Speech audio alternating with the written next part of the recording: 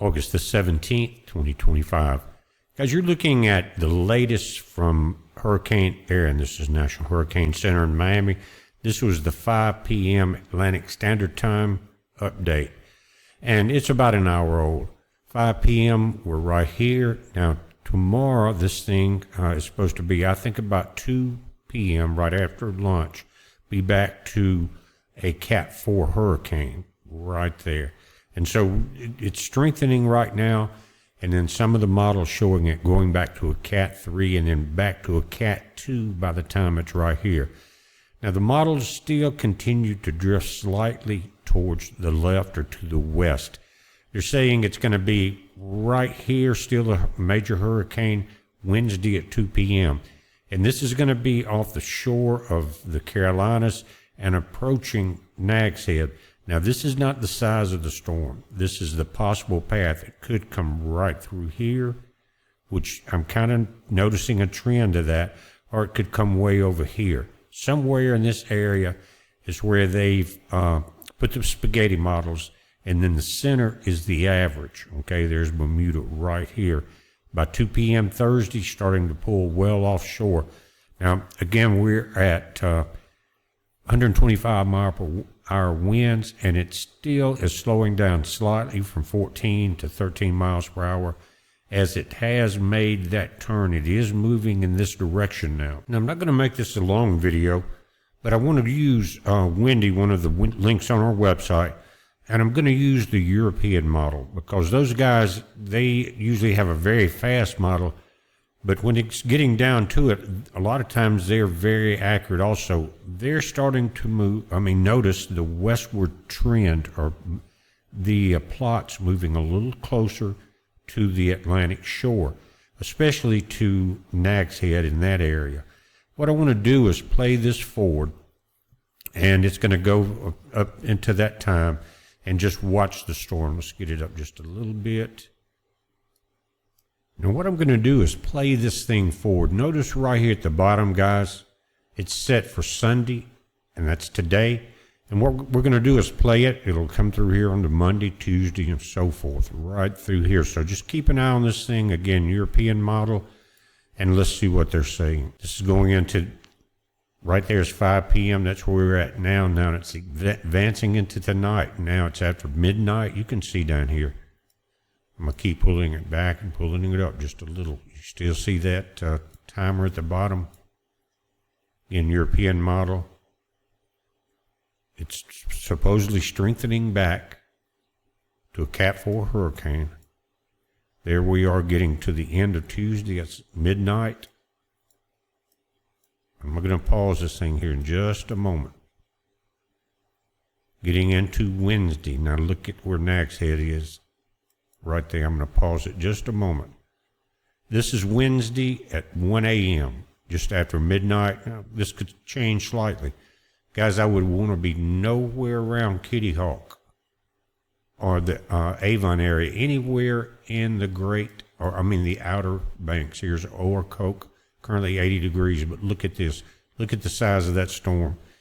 I'm sure they're going to have to evacuate all of this area. And when it gets right here, guys, it's going to be southeast of you if you're anywhere along North Carolina. But what's going to be happening is you're going to be getting the wind from the north. See that? So it's going to be blowing the tide and the rip currents. As this thing approaches, if you step off the beach, everything's going to be sucking you back to the south towards Florida.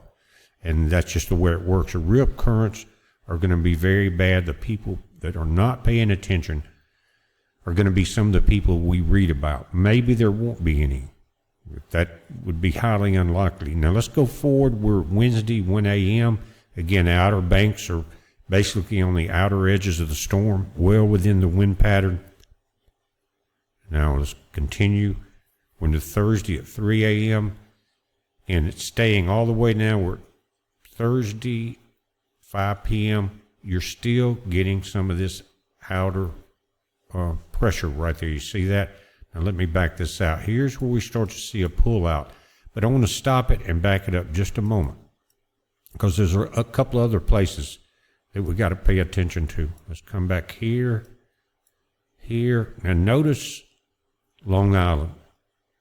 right there. Now, we've seen this type storm come in there like with the northeasters and all of that, guys, and flood the subways, flood a lot of areas. But this is Thursday, the 21st at 8 p.m., getting dark, right?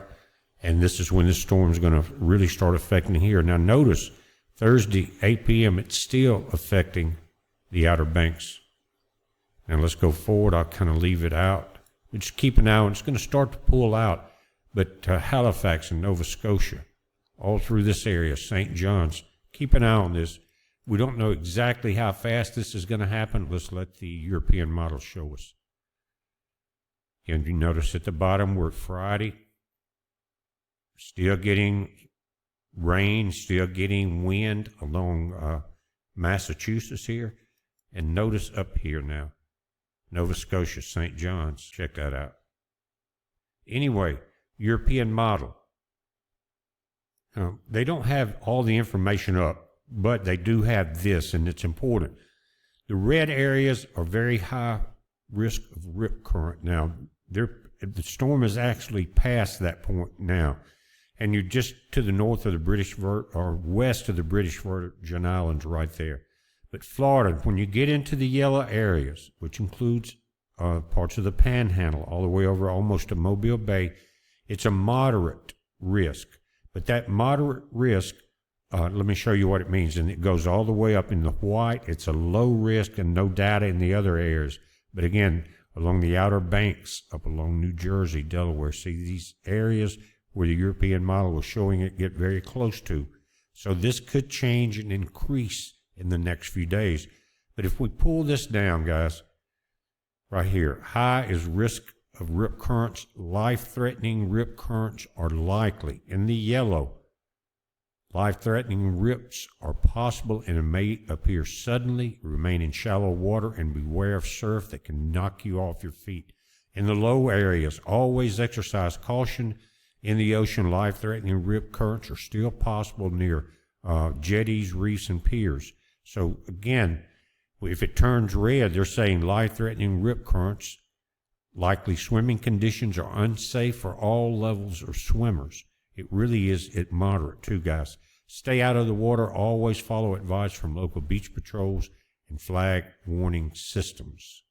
And we're going to be watching it. Florida, all of you are under the gun, and all the way, a lot of you got Georgia in there, South Carolina.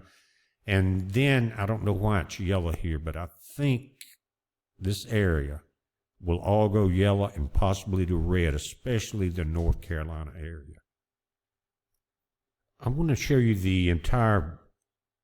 Now, this is the wide view from the satellites. Before I start this, I want to point out something. This area back here is now at a 30% chance of development. Here's the Cabo Verde Islands. And now the high pressure setting in is supposed to bring this thing into the Caribbean. And the only model that takes it out that far shows it coming right into Mississippi. Check that out. Let's look at this as we go forward. Again, very powerful, large storm right there. Erin, as we're watching the sunset. Now let's get a close-up. Now, any of you guys along the East Coast, especially the beaches in there, let us know in the comments if your local weather or any of the weather you're using is starting to put up some concerns about the Outer Banks. Just kind of come in and say they're telling you not to swim, or they're thinking about shutting down the roads there and things like that. Let us know, because they will be giving us a heads up also.